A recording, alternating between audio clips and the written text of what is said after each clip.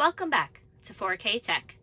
Last night, my Tesla did an update, and here are the release notes.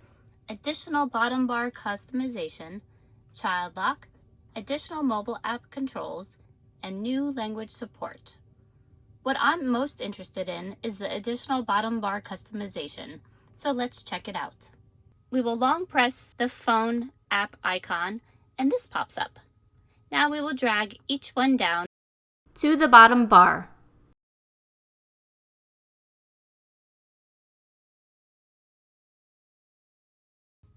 Well, I do live in a pretty warm state, so I do not think I'll be using the heated steering wheel much.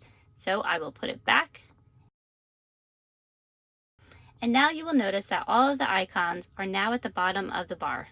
All of these icons are here, so I can just click on them and they will work.